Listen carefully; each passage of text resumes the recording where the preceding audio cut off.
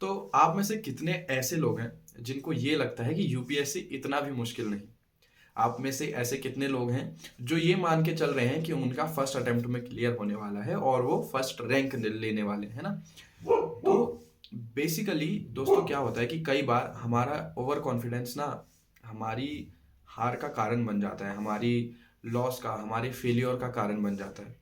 तो बेसिकली आज का ये जो वीडियो होने वाला है ये बस आप लोगों को ये याद दिलाने के लिए है कि यूपीएससी को इतना ज़्यादा लाइटली भी नहीं लेना है। एटलीस्ट जो यूपीएससी का सिविल सर्विसेज वाला एग्जाम है उसको तो इतना लाइटली नहीं लेना है ना?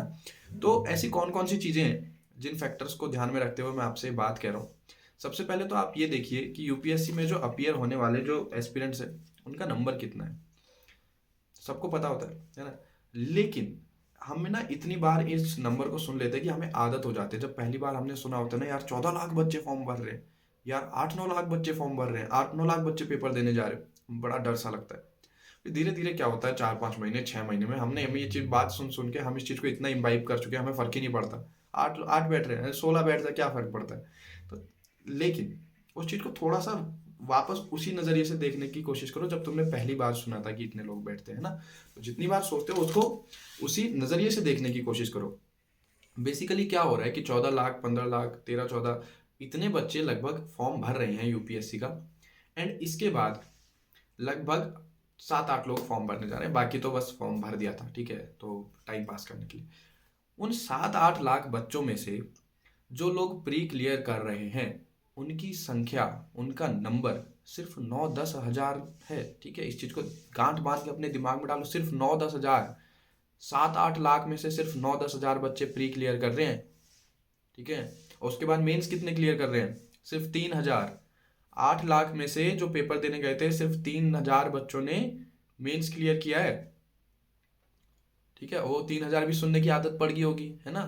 तो एक बार कैलकुलेट करके देखना कि 8 लाख में से 3 हज़ार का प्रोपोर्शन कितना आता है। उसके बाद इनकेस अगर आपका मेंस क्लियर हो जाता है, भगवान करे हो जाए, तो आप इंटरव्यू देने जाते हैं और इंटरव्यू में आप 3 हज़ार बच्चे जो देने जा रहे हैं वो हैं इंडिया की क्रीम। क्रीम जिसे कहते हैं, मतलब बेस्ट ऑफ द बेस्ट, है ना? तो उसमें से भी सिर्फ 1,000 बच्चे छटने हैं। आप ये मत सोचिए कि आपका मेंस क्लियर हो गया तो आपका यूपीएससी क्लियर हो गया। ऐसी गलती बहुत लोग करते हैं, है ना? तो ये तो था नंबर्स के बेस पे कि क्यों आपको यूपीएससी को लाइटली नहीं लेना है। दूसरा क्या है कि जो एग्जाम की जो स्टेजेस है ना? सबसे पहले प्रीलिम्स होता है। प्रीलिम्स अपने आप में दो एग्जाम है, अपने आप में दो भारी भरकम एग्जाम है। एक जीएस का एग्जाम है, दूसरा सीसेट का एग्जाम है। और कई बार तो सीसेट के एग्जाम में फेल हो जाते हैं। अगर आपको ये लगता है कि सीसेट हो जाएगा तो कई बार मैंने ऐसे ऐसे एग्जाम्पल देखे, ऐसे ऐसे एग्जाम्पल सुने हैं जिनका बीटेक वाले वो स्टूडेंट थे और उनका सीसेट क्लियर नहीं हो पाता है क्योंकि लाइटली ले लिया था, है ना? उसके बाद मेंस देखो भाई, 9 एग्जाम देने, 9 एग्जाम, 9 पेपर लिखने हैं एक हफ्ते में, है ना? मजाक नहीं है वो कि प्री क्लियर हो गया तो मेंस क्लियर हो ही जाएगा। एक पेपर 3 घंटे लगातार लिखना है, 2 घंटे, 2-3 घंटे का ब्रेक, उसके बाद फिर शाम को फिर 3 घंटे एग्जाम लिखना है। तो बेसिकली और ऐसा चलने वाला है 4-5 दिन जब तक आपके 9 एग्जाम नहीं हो जाते। उसके बाद भी आप इंटरव्यू देने जाते हैं, है ना? 2 महीने का, 3 महीने का, थोड़ा बहुत ऊपर नीचे कभी आपको टाइम मिलेगा, उसमें आपने पूरा अपना डेफ वगैरह प्रिपेयर, सब कुछ अच्छे से प्रिपेयर करना है। फिर पैनल के पास सामने जाके अपने आप पसीने छूटने लगते हैं ना, अपने आप दिमाग बौखला जाता है कि यार आज ये 5 लोग हैं जो मेरी ज़िंदगी डिसाइड करने वाले हैं। तो फिर वहां से भी क्लियर होके आगे निकलना है और उसमें से भी सिर्फ 100-150 लोग आईएएस या आईएएस बनेंगे, या 20-30 लोग आईएफएस बनेंगे, जो भी आपका टारगेट है ना? तो अगर अभी भी खून नहीं खोला है, अभी भी ऐसे बॉडी नहीं कांप रही है, तो बेसिकली मेरे पास अभी और चीजें हैं आपके लिए।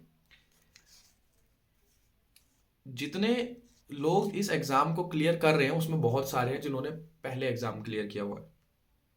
अभी का एग्जाम्पल बता देता हूँ, अभी का करंट का।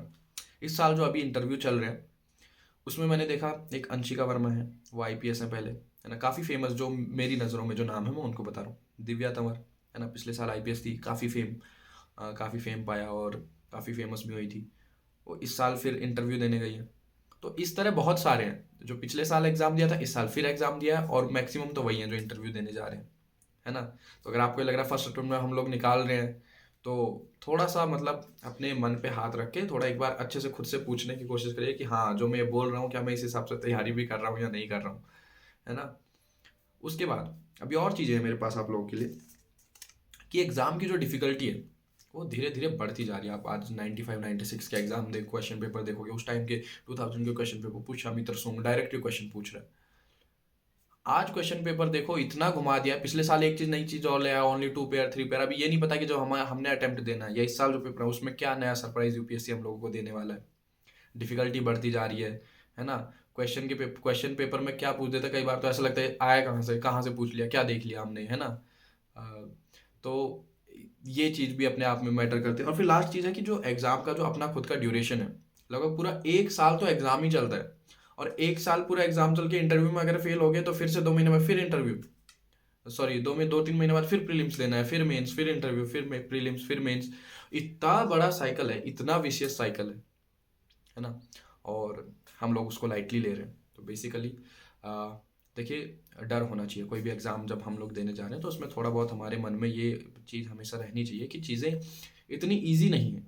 कॉन्फिडेंट होना अच्छी बात है, बट ओवर कॉन्फिडेंट होना कई बार भारी पड़ जाता है। एक कुछ दिन पहले ही मैं एक एग्जाम्पल क्या मतलब, एक पोस्ट मैंने देखी थी ट्विटर पे। तो उन्होंने सर ने लगभग 10 अटेम्प्ट में दे चुके थे, 4-5 इंटरव्यू में अपीयर हो चुके थे और 6-7 मेंस में अपीयर हो चुके थे, और स्टिल उनके सारे अटेम्प्ट खत्म हो गए, but he was not able to clear that exam. तो बेसिकली चीज़ें इतनी ईजी नहीं है। हर फैक्टर को ध्यान में रख के आगे बढ़िए और अच्छे से तैयारी कीजिए, है ना। कॉन्फिडेंट रहिए, ओवर कॉन्फिडेंट मत होइए। Thank you so much.